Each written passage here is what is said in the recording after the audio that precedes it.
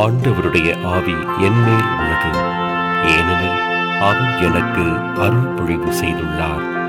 ஏழைகளுக்கு எடுத்து வாசி.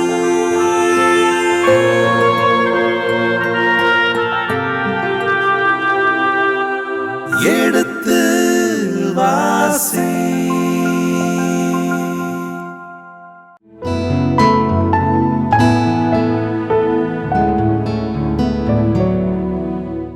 இனிய இதயங்களே, எடுத்துவாசி நிகழ்ச்சியில் குறிப்பேட்டின் முதல் புத்தகத்தினுடான விவிலிய இறை வசனங்களுக்கு செவிமடுத்துக் கொண்டிருக்கின்றோம்.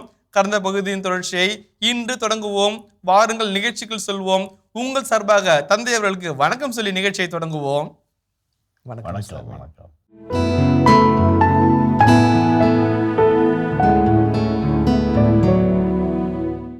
அடுத்தது பாருங்களே, லேவியரை பற்றி செய்தி வாசிப்போம். எருசலேமில் வாழ்ந்த லேவியருள் ஒருவர் செமாயா. இவர் அசூபின் மகன். இவர் அஸ்ரிகாமின் மகன். இவர் அசாபியாவின் மகன். இவர் மெராரியின் புதல்வருள் ஒருவர். பகபக்கர், எரேசு, காலால், ஆசாப்பின் புதல்வர். சிக்ரிக்கு பிறந்த மீகாவின் மகன் மத்தனியா. எதுத்தூனின் புதல்வரான காலாலுக்கு பிறந்த செமையாவின் மகன் ஒபதியா. நெட்ரோபயாரின் சிற்றூர்களில் வாழ்ந்த எல்கானாவுக்கு பிறந்த ஆசாவின் மகன் பெராக்கியா. இப்போ லேவிய இந்த நான் சொன்னேன், இந்த புத்தகத்தினுடைய ஒரு முக்கியமான மைய இயக்கு சக்தி லேவியர்கள் பற்றிய ஒரு செய்திகள். லேவியர்களை குருக்களை போல பணிபுரிகிறார்கள். லேவியர்கள் குருக்களுக்கு இணையாக செயல்படுகிறார்கள். லேவியர்கள் குருக்களும் ஒன்றே என்கின்ற ஒரு தாக்கத்தை உருவாக்குகின்ற இந்த புத்தகத்திலே லேவியரை பற்றி செய்தி இருக்குது. இது இப்போ லேவியரை பற்றி செய்திகள் பின்னால் நிறைய வர இருக்கிறதுனால் அது பிற்பாடு நம்ம பார்ப்போம். அதுக்கு அடுத்து இந்த கோவிலில் வாழ்ந்த கோவில் காவலர் பற்றி பார்ப்போம்.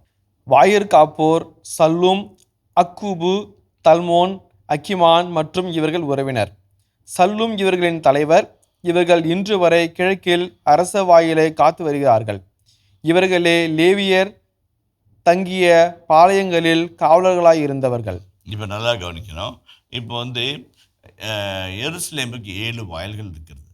கோல்டன் கேட்டு, லயன்ஸ் கேட்டு, ஸ்டீஃபன்ஸ் கேட்டு, டமாஸ்கஸ் கேட்டு, இன்று மெஸ்ஸியா கேட்டு, இன்று 7 வாயில்கள் இருக்கிறது. அந்த வகையில் பார்க்கிற பொழுது இவர்கள் அரச வாயிலை, ராயல் கேட்டு, இம்பீரியல் கேட்டு, அரசர்கள் அந்த வழியை தான் உள்ளே வருவாங்க. அப்போ அவர்களுக்கான ஒரு கேட் இருக்குது.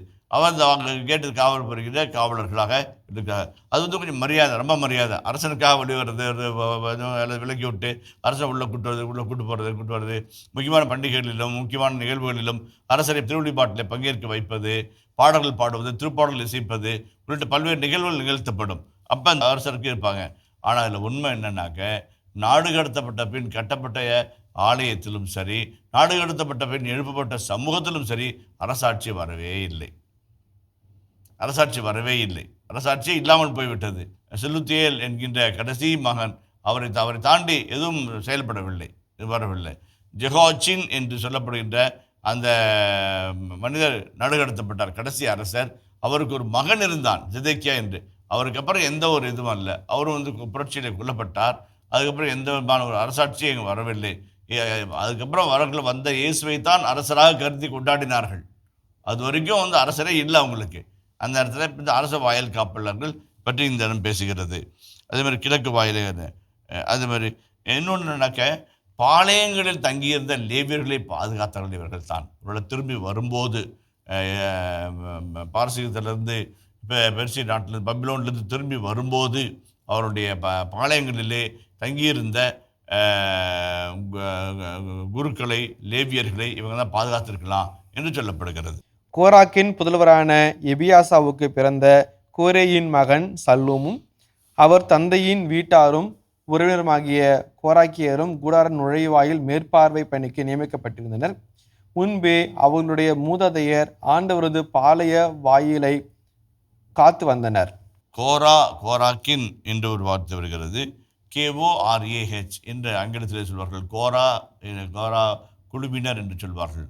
இந்த கோரா குழுவினர் ஆலயத்தை பாதுகாப்பது, ஆலய வாயிலை பாதுகாப்பது, அதே போல இரவிலே ஆண்டவருக்கு என்று பாடல் பாடி ஆண்டவரை துதிப்பது.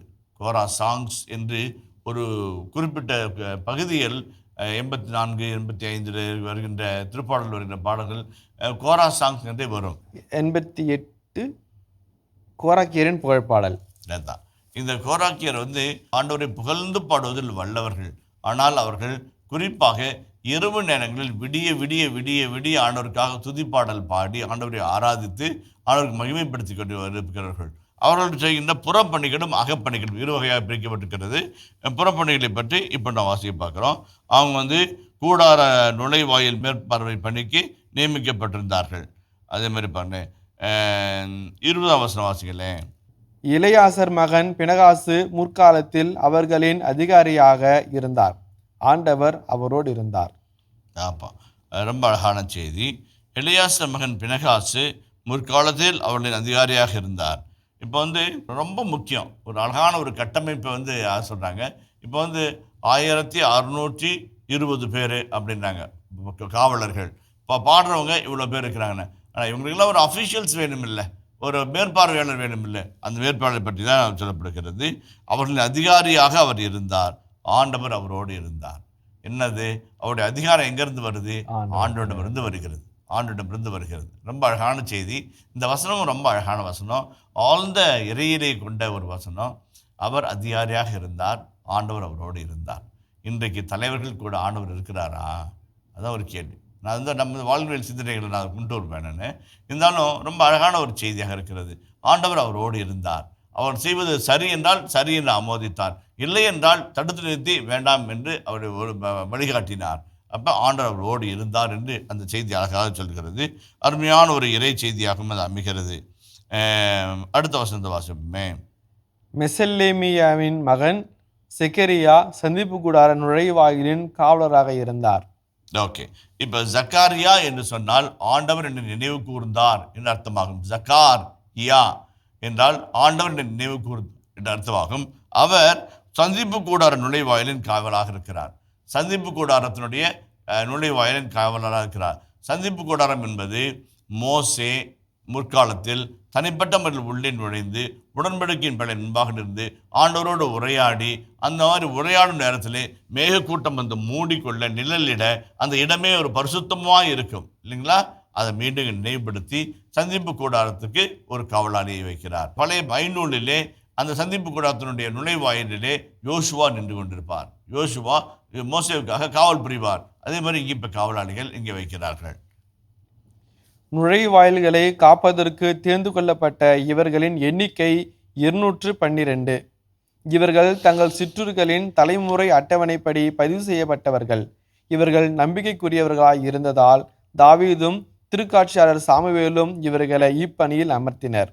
இவர்களும் இவர்கள் புதல்வரும் கடவுளின் இல்ல கூடாரத்தின் வாயில்களை காத்து வந்தார்கள். வாயிற்காப்போர் கிழக்கு, மேற்கு, வடக்கு, தெற்கு ஆகிய 4 பக்கங்களிலும் இருந்தனர். சிற்றூர்களில் இருந்த இவர்களின் உறவினர் முறையினர் 7 நாள்கள் இவர்களோடு இருக்க மாறி மாறி வர வேண்டும். தலைமை வாயிற்காவலராகிய 4 லேவியரும் கடவுளின் இல்ல பண்டசாலைகளுக்கும் கருவூலங்களுக்கும் பொறுப்பாளர்களாய் இருந்தனர். காவல் காக்கும் பொறுப்பு அவர்களுக்கு இருந்ததால் அவர்கள் கடவுளின் இல்லத்தை சுற்றிலும் இரவிலும் தங்கியிருந்தனர். காலைதோறும் கதவுகளை திறந்து விடுவார்கள். ஆமாம், அது ரொம்ப முக்கியமான ஒரு செய்தியாக இருக்கிறது. இதில் நிறைய செய்திகள் நிறையா இருக்குது, துணுக்கு செய்திகளாக வருகிறது. அவற்றை பற்றி ஒரு 1-2 செய்திகள் நாம் பார்ப்போம். அப்போ இவங்க அதிகாரிகள், பொறுப்பாளர்கள், ஆனால் சிற்றூர்களிலே பெயர்களை பதிவு செய்தவர்கள். எங்கே செலெக்ஷன் ஆகுது? வேரியஸ் வில்லேஜஸ் அவங்கள பதிவு பண்ணுறாங்க, அங்கே தேர்ந்தெடுக்கிறாங்க, பொறுப்பில் அமர்த்துறாங்க. அதே மாதிரி அவங்களுடைய டேர்ன் வரும்போது அவங்க இங்கே பணி செய்வாங்க, போவாங்க. இதைத்தான் சாலமோன் அரசர் தன்னுடைய அரசாட்சியின் பொழுது கோயிலை கட்டும் போதோ அல்லது தனக்கு அரண்மனை கட்டி கொள்ளும் போதோ அல்லது தன்னுடைய மனைவியருக்கு வீடுகளை கட்டும் போதோ என்ன செய்தார்? கொரி என்று சொல்லப்படுகிற ஒரு வார்த்தை இருக்கிறது, பிரெஞ்சு வார்த்தை. அந்த வார்த்தையின் பிரகாரம் என்ன செய்கிறாரு? ஃபோர்ஸ்டு லேபர் என்று சொல்வார்கள். திணிக்கப்பட்ட ஒரு உழைப்பாளிகளாக மாற்றுகிறார். என்ன பண்ணுறாரு? அவங்க 6 மாதம் அந்த தோட்டத்தில் நீ வேலை செஞ்சுக்க, மீதி 6 மாதம் கட்டடத்தில் வேலை செய்ய, அது கூலி கிடையாது. இல்லாட்டி 6 மாதத்து கோதுமை கூடு, 6 மாதத்து பார்லியை கூடு, 6 மாதத்து ஆலிவ் ஆயிலை கூடு என்று வரி கேஷ் ஆர் கைண்டு அந்த வகையில் பார்க்கும்போது ஒட்டுமொத்த நாடு 6 மாதம் காடு 6 மாதம் என்று வாழ்ந்து கொண்டு வந்தது. அந்த மாதிரி ஒரு இது அதே போன்ற ஒரு செய்தியை தான் நம்ம இந்த இடத்துல பார்க்குறோம். இவர்கள் வந்து சிற்றூரில் பதிவு செஞ்சாங்க, அங்கிருந்து தேர்ந்தெடுக்கப்பட்டார்கள். அங்கே அவர்கள் அவருடைய முறை வரும்போது நகருக்கு வந்து பணி செய்துவிட்டு மீண்டும் திரும்பி போவார்கள். அந்த வகையில் பார்க்கிற பொழுது பர்மனண்ட்டாக ஒருத்தர் நிற்க வச்சு அவர் செல்வாக்கை பெருக்க வச்சு அல்லது அவர் தனிப்பட்ட முறையில் அவர் பெரிய ஆளாகி அவர் கிளர்ச்சி செய்ய வச்சு அந்த இதில் நடைபெற வழி இல்லை அவர். அதே போல் இவர்கள் நம்பிக்கைக்குரியவர்களாக இருந்ததால் தாவீதும் திருக்காற்றர் சாமுவேலும் இவர்களை இப்பணியில் அமர்த்தினர். இது வந்து பழைய அழகான ஒரு செய்தியாக இருக்கிறது. பழைய செய்திக்குள்ளாக ஒரு புதிய செய்தி வருகிறது. நம்பிக்கையாளர் அந்த காலத்திலிருந்தே வந்திருக்குது. தாவீதினுடைய காலத்திலே இது அமைக்கப்பட்டிருக்கிறது என்று சொல்லு. ஆனால் நடைபெறுகிற காலம் வந்து நாடுபடுத்தப்பட்ட பின் வந்த காலம். ஆனால் செய்தி வந்து அந்த தாவீதினுடைய காலத்திலேயே இது நடைபெற்று கொண்டு வருகிறது என்று சொன்னது. அப்போ அந்த வகையில் பார்க்கின்ற பொழுது 2 வார்த்தையில் பார்க்குறோம். ஒன்று, நம்பிக்கைக்குரியவர்களாக இருந்ததால், இவர்கள் நம்பிக்கைக்குள்ளாக இருந்ததால் என்று. நம்பிக்கைக்குரியவர்களாய் ஆண்டோடைய பணியிலே இருக்கும்போது நாம் நம்பிக்கைக்குரியவர்களாக இருக்க வேண்டும். நம்பிக்கையுள்ளவர்கள் எனக்கு நன்றாக நினைவிக்கிறது. எங்களுடைய முன்னாள் ஆயர் ஒருவர் தன்னுடைய குருத்துநிலையை விட்டு வெளியே போன ஒரு குருவானவரை பற்றி எங்களுக்கு மறைவுரை ஆற்றினார். குருத்துவம் எவ்வளவு புனிதமானது, மேன்மையானது, குருத்துவம் எவ்வளவு உயர்வானது, அதை எளிதாக எடுத்துவிடக்கூடாது என்று எங்களுக்கு நாங்கள் இளம் குருக்களாக இருந்தபோது அறிவுரை சொல்லிவிட்டு இந்த குருவானிடம் நான் கேட்டேன், ஏன் நீங்கள் தவறு செய்தீர்கள், ஏன் நீங்கள் வந்து இந்த தவறான நிலையில் விட்டுவிட்டு ஏன் நீங்கள் திரும்பி ஆண்டோடு வரக்கூடாது, ஆண்டோடு மன்னித்து ஏற்றுக்கொள்ள தயாராக இருக்கிறார் என்று நான் சொன்னேன். இல்லை ஆண்டவரே, நான் அவருக்கு வாக்கு கொடுத்து விட்டேன், அந்த பெண்ணை நான் ஏமாற்ற விரும்பவில்லை என்று அவர் சொன்னார். அப்பொழுது அவருடைய கண்களை உற்று பார்த்து நான் ஒரே ஒரு கேள்வி கேட்டேன். குரு பட்டத்தின் அன்று நீங்கள் ஆண்டவருக்கும் வாக்கு கொடுத்தீர்கள் அல்லவா, அந்த வாக்கை விடவா இது பெரிய வாக்கு, ஆனாலும் உங்கள் உருப்படி நீங்கள் நடந்து கொள்ளுங்கள் என்று சொல்லி அவருக்கு ரோமிலிருந்து விலக்கு வாங்கி கொடுத்து அவரை அனுப்பி வைத்தார். எதற்கு சொல்கிறேன் என்று சொன்னால், நம்பிக்கைக்குரியவர்களாக இருக்க வேண்டும், நம்பிக்கையை தவறக்கூடாது. எல்லா இடங்களிலும் நம்பிக்கைக்குரியவர்களாக இருக்க வேண்டும். நம்பிக்கை இல்லாதனால்தான் ஒரு சில அரசியல்வாதிகளாகவே நாம் மதிப்பது கிடையாது, ஒரு சில தலைவர்களை தலைவர்களாகவே நினைப்பது கிடையாது, ஒரு சிலர் பேசுவதை நாம் ஏற்றுக்கொள்வதே கிடையாது. தெரியும் போங்க என்று நாம் நினைத்துக் கொள்கிறோம். ஏன்? நம்பிக்கையை இழந்து விட்டார்கள். இங்கே சொல்லுகின்ற அழகான வார்த்தை, தலைவர்கள் நம்பிக்கைக்குரியவர்களாக இருக்க வேண்டும். இப்படிப்பட்ட தலைவர்களை திருக்காற்றலரான சாமுவேலும் தாவீதும் பணிக்கு அமர்த்துகிறார்கள். இவர்களும் இவர்கள் புதல்வரும் கடவுளின் இல்ல கூடாரத்தின் வாயில்களை காத்து வந்தார்கள். வாயிற்காப்போர் கிழக்கு, மேற்கு, வடக்கு, தெற்கு ஆகிய 4 பக்கங்களிலும் இருந்தனர். சிற்றுகளில் இருந்த இவர்களின் உறவினர் முறையினர் 7 நாள்கள் இவர்களோடு இருக்க மாறி மாறி வர வேண்டும். தலைமை வாயிற்காவலராகிய 4 லேவியரும் கடவுளின் இல்ல பண்டசாலைகளுக்கும் கருவூலங்களுக்கும் பொறுப்பாளர்களாக இருந்தனர். ஆமாம், இப்போ சாலமோனின் காலத்திலே செக்ரட்டரின்னு ஒருத்தர் இருப்பாங்க. அதே போலவே வந்து வரி வசூலிப்பதற்குன்னு ஒரு தலைமை அதிகாரி இருப்பார். அதே போலவே அரச கருவூலத்திற்கென்று ஒரு செயலர் ஒருவர் இருப்பார். இப்படி மிக நேர்த்தியாக அரச முறைமைப்படி அவர் ஆலயத்தை அமைத்தார்கள் சாலமோனுடைய காலத்தில். இங்கே பாருங்க, பண்டக சாலைக்காகவும் மற்றும் கோயில் பொறுப்பாளராகவும் மற்ற கருவூலத்திற்காகவும் தனித்தனி ஆளில் போட்டு அவருடைய பொறுப்பாளரை போடுகிறார்கள். அதில் ஒரே ஒரு வார்த்தை இருக்குது, காவல் காக்கும் பொறுப்பு அவர்களுக்கு இருந்ததால் அவர்கள் கடவுள் இல்லத்தை சுற்றிலும் இரவில் தங்கியிருந்து காலைதோறும் கதவுகளை திறந்து விடுவார்கள். வந்து ரொம்ப நல்லா நைட்டு ஃபுல்லாக அவங்க காவல் காப்பாங்க. விடிய காத்தால கதவு திறக்க வேண்டிய இடத்துல கதவு திறந்து பழிக்கும் பொருத்தனைகளுக்கும் அவர் வழி செய்வார்கள். அந்த ரெஸ்பான்சிபிலிட்டி அதான் ரொம்ப ரொம்ப முக்கியமான ஒன்று. வாழ்க்கையில் உயர வேண்டுமா, வெற்றி பெற வேண்டுமா, மிக முக்கியமானது ரெஸ்பான்சிபிள். அது வந்து இன்றைக்கு எல்லாம் கூட்டு பொறுப்புணர்ச்சி எல்லாம் பேசுகிறார்கள், ஜாயிண்ட் ரெஸ்பான்சிபிலிட்டி, சோஷியல் ரெஸ்பான்சிபிலிட்டி என்றெல்லாம் பேசுகிறார்கள். அதில் வந்து ரொம்ப மிக முக்கியமானது இண்டிவிஜுவல் ரெஸ்பான்சிபிலிட்டி. நான் பொறுப்பாக இல்லை அப்படின்னாக்க எதையும் செய்ய முடியாது. இன்றைக்கு நான் சாதாரணமாக காண்கிற ஒரு காட்சி, பெங்களூரில் கூட இந்த மாதிரி பார்த்தது கிடையாது. பல ஆண்டுகள் பெங்களூரில் வசித்தேன். சேலம் பகுதிகளில் எல்லாம் இரவு 12 மணிக்கு மேல் பசங்க அப்படி கூட்டமாக ரோட்டில் ஏதோ 10 மணிக்கு நடக்கிற மாதிரி நடந்து போயிட்டு இருக்கிறாங்க. டீ கடையில் உட்காந்து முறான் சத்தம் போட்டு பேசிக்கிட்டு எனக்கு ஆச்சரியமாக இருந்தது. எப்படி அவனுடைய பெற்றோர்கள் விட்டார்கள், எப்படி அவர்கள் இருந்தார்கள். அவருடைய தலையை பார்த்தா ஒருத்தன் தலையை பார்த்தா தலையில் கும்பம் வச்ச மாதிரி இருக்குது, இன்னொரு தலையை பார்த்தா வந்து கரண்ட் விட்ட மாதிரி இருக்குது.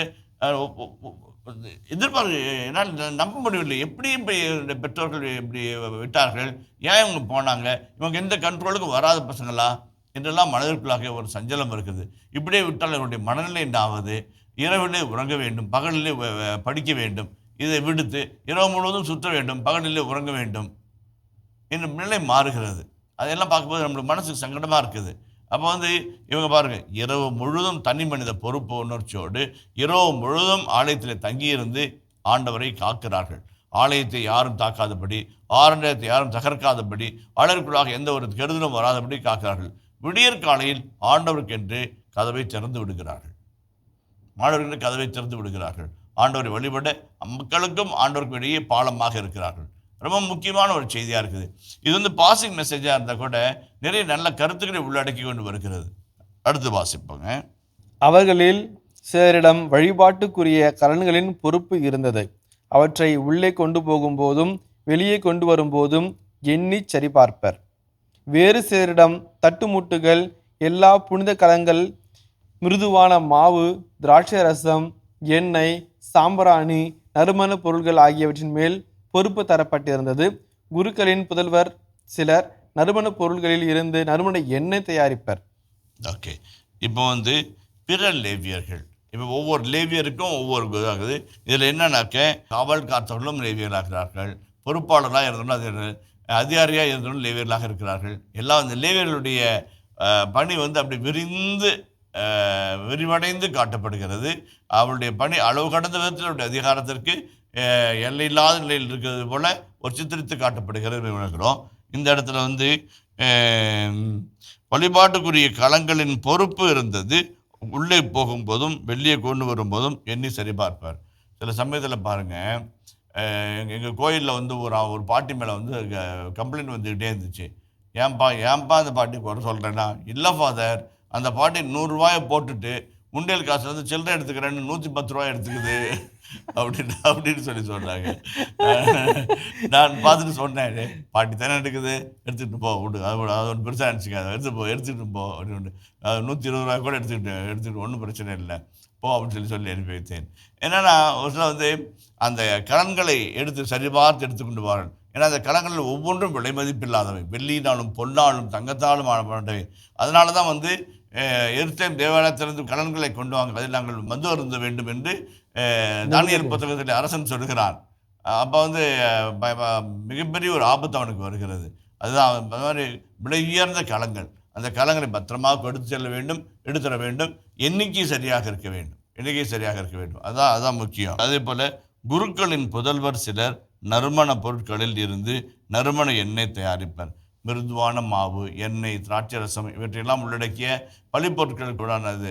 இப்போ வந்து நம்ம வந்து எண்ணெய், திராட்சை ரசம், கோதுமை மாவு இதெல்லாம் பார்த்தோம்னாக்க அங்கே வந்து டன் கணக்கில் போகும் இல்லைங்களா? அத்தனை பேருக்குமான அது அந்த அப்பங்களில் வந்து காணிக்கை அப்பங்கள் என்று ஷோ பிரெட் என்று சொல்வார்கள். அது வந்து யாரும் உண்ணக்கூடாத அப்பங்களை வைத்து கடவுள் முன்பாக காணிக்கை அப்பங்களை வைப்பார்கள். அந்த காணிக்கை எடுத்து வைத்த பிற்பாடு மறுபடியும் குருக்களும் லேவியரும் மட்டும்தான் அதை உண்ண வேண்டும். அவளுக்கு என்ன? அப்போ அதெல்லாம் ஒரு நாளைக்கு 7 முறை, 8 முறை, 10 முறை, 15 முறை செய்யும்போது அதற்கான தயாரிப்புக்கான ஒரு நிலை இருக்கிறது. அதையும் நம்ம பார்க்க வேண்டும். குருக்களின் புதல்வர் சிலர் நறுமண பொருட்களிலிருந்து நறுமண எண்ணெய் தயாரிப்பார்கள். அது வந்து ரொம்ப முக்கியமான ஒன்று. நறுமண தைலங்கள் வந்து ஆலயத்தினுடைய பலிகளின் போதும் அதே போலவே இன்னும் பிற குணப்படுத்தும் சடங்கு உள்ளிட்ட முக்கியமான நிகழ்வுகளிலும் எண்ணெய் பூசினார்கள். எண்ணெய் பூசி மகிழ்ச்சி தெரிவித்து எண்ணெயினால் அபிஷேகம் செய்து, எண்ணெயினால் மொஷியாக் என்கிற வார்த்தைக்கு வந்து அபிஷேகம் செய்யப்பட்டவர். எதனால் அபிஷேகம் பண்ணவர்? எண்ணெய் ஊற்றி அபிஷேகம் செய்யப்பட்டவர் என்பதுதான் அந்த எபிரேய சொல் மொஷியாக் என்பதற்கு அர்த்தமாகும். மெஸ்ஸையா என்கின்ற வார்த்தை அங்கே இருந்து தான் வருகிறது. அந்த வகையில் பார்க்கும்போது இந்த மாதிரி வாசன திரவியங்கள் அவருக்கு தயாரிக்கப்பட வேண்டும். தக்க முறையிலே தக்க பாங்கோடு அவை தயாரிக்கப்பட வேண்டும். அடுத்த வசனத்துக்கு போவோம். கோராக்கியரான சல்லூமின் தலைமகன் மத்தித்தியா என்ற லேவியருக்கு தட்டச்சட்டியில் பண்டங்கள் சுடும் பொறுப்பு விடப்பட்டிருந்தது. அவர்கள் உறவினராகிய கோகாத்தியரின் புதல்வருள் சிலருக்கு ஓய்வு நாள்தோறும் திருமுன் அடுக்கும் அப்பங்களை தயாரிக்கும் பொறுப்பு அளிக்கப்பட்டிருந்தது. இவர்களில் லேவியரின் மூதாதையருள் பாடகராய் இருந்தோர் கடவுளின் இல்ல அறைகளிலேயே தங்கியிருந்தனர். ஏனெனில் அவர்கள் இரவும் பகலும் பணி செய்ய வேண்டி இருந்ததால் பிற பணியின்றி இருந்தார்கள். தலைவர்களாகிய இவர்களே தலைமுறை அட்டவணைப்படி லேவியரின் குடும்பத் தலைவர்கள். இவர்கள் எருசலேமில் குடியிருந்தார்கள். அப்போ ஒரே ஒரு செய்தி சொல்ல ஆசைப்படுகிறேன். அப்பங்கள் சுடுவோர் பேக்கர்ஸ் என்று நாம் சொல்வோம். அந்த பேக்கர்ஸும் லேவியர் தான் செய்யணும் என்கின்ற ஒரு அந்த பணியை கூட அவங்க தான். இப்போ ரொட்டி யார் வேணாலும் சுடலாங்க, சப்பாத்தி யாருனாலும் சுடலாங்க, ஆனால் லேவியர் தான் சுடணும், ஜபத்தோடு சுடணும், சுட வேண்டிய விதத்தில் சுடணும், சுட வேண்டிய எண்ணத்திலேயும் வண்ணத்திலையும் சுடணும் என்பது பற்றிய ஒரு வரைமுறை அங்கே இருக்கிறது. அப்போ பேக்கர்ஸும் லேவியராக நியமிக்கப்படுகிறார்கள். இன்னொன்று பாடல் குழுவினர். லேவியரின் மூதாதையர் பாடும்போது இரவும் பகலும் பாடிக்கிட்டே இருக்க வேண்டியதுனால அவங்க ஆலயத்திலேயே தங்கிக்கிட்டாங்க. அப்போ நம்ம இந்த டெம்பிள் காம்ப்ளெக்ஸில் குறிப்பாக எசேக்கியேல் புத்தகம் 40 48 வரையில் இறைய வார்த்தைகளை பார்க்கும்போது ஆலயம் எப்படி கட்டப்பட வேண்டும், ஆலயத்தினுடைய உட்கூடு எப்படி இருக்க வேண்டும், ஆலயத்தினுடைய அகலம் நீளம், அதே போல் மற்ற சுவர்கள், வீடுகள், இல்லங்கள், அறைகள் எல்லாம் எப்படி இருக்க வேண்டும் என்று துல்லியமாக கொடுக்கப்படுகிறது. ஒரு ப்ளூ பிரிண்ட்டே அப்படியே எசேக்கியேல் கொடுக்குறாரு.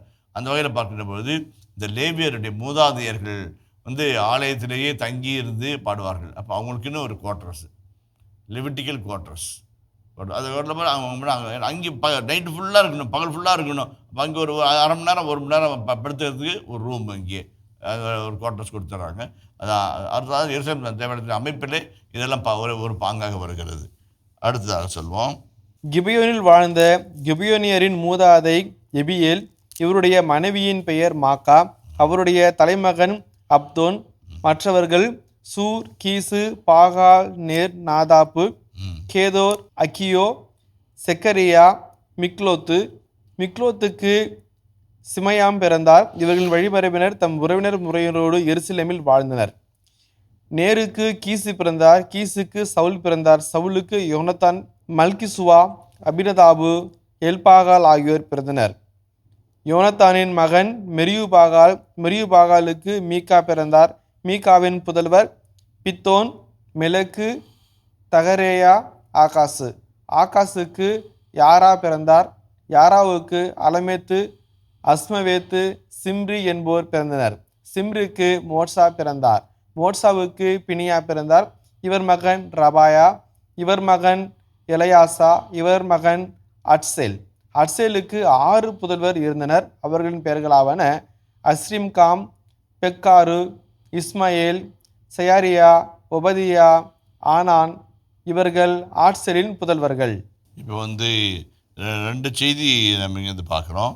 ஒன்று சவுல் அரசரின் மூதாதையரும் வழிமரபரும் என்று பார்க்கும்போது அவருடைய வழிமரபு மேன்மையானது. மிகுந்த ஒரு தொன்று தொட்டு வருகின்ற ஒரு வழிமரபை சார்ந்தவர்கள் என்று நாம் பார்க்குறோம். சவுளுடைய பெஞ்சமின் குலத்தை சார்ந்தவர். சவுல் பெஞ்சமின் குலத்தை சார்ந்தவர், இடது கை பழக்கம் உள்ளவர் என்றெல்லாம் சொல்லப்படுகிறது. அந்த வகையில் பார்க்கின்ற பொழுது சவுளுடைய வழிமரபு ஒரு மேன்மையான மணிமரபு, ஒரு நல்ல குடும்பத்தின் வழித்தோன்றலில் அவர் வந்தார் என்பதை தான் இவ்வளவு பெயர்கள் மிக அழகாக சொல்லப்பட்டிருக்கிறது. அதே போலவே அவர் ஒத்த ஆள் கிடையாது. அவருக்கான ஒரு ஆள் பலமும் ஆள் வளமும் குறைந்த ஒரு நலமான ஒரு மக்கள் கூட்டம் கூட இருந்தது என்பதையும் இந்த பகுதி நமக்கு சுட்டி காட்டுகின்றது. அதே போல் இந்த பகுதியில் யாருக்கும் குழந்தை இல்லை என்று குறிப்பிடப்படவில்லை. ஆனால் உண்மையில் நம்ம பார்த்தோம்னாக்க சவுலின் மகள் மிக்காயலுக்கு குழந்தை பேரில்லை. ஆசிரியர் தான் நெகட்டிவ் செய்தி அப்படியே ஒதுக்கிடுறாரு. அந்த எதிர்மறை செய்தியை, முரண் செய்தியை அவர் அப்படியே ஒதுக்கிவிட்டு வெறும் நல்லதை மட்டும் ப்ளசண்ட்டாக, பாசிட்டிவாக, ஃபண்டாஸ்டிக்காக இருக்கிறது மட்டும் அழகாக முன்னிலைப்படுத்தி நகர்ந்து போகிறார் என்பதை தான் நாம் புரிந்து கொள்ள வேண்டும். இனிய இதயங்களே, எடுத்து வாசி நிகழ்ச்சியில் குறிப்பேட்டின் முதல் புத்தகத்துடனான விவிலிய இறை வசனங்களுக்கு செவிமடுத்துக் கொண்டிருக்கின்றோம். இதன் தொடர்ச்சியை மீண்டும் அடுத்த பகுதியில் தொடர்வோம். அதுவரை இணைந்திருங்கள். இயேசுவுக்கே புகழ், இயேசுவுக்கே நன்றி, மரியே வாழ்க. இந்த 4 வகையான மக்கள் எருசலேமில் குடியிருக்கிறதை பற்றி பேசுகிறது. அதே போலவே எருசலேமில் குடியிருக்கிற அவ்வளவு அழகாக இருக்கும், நேர்த்தியாக இருக்கும், அப்படியே ஃபுல் ஆஃப் எமோஷன்ஸாக இருக்கும். ஆண்டவரை பற்றி இரவு முழுவதும் பாடுகின்ற அழகான செய்தி.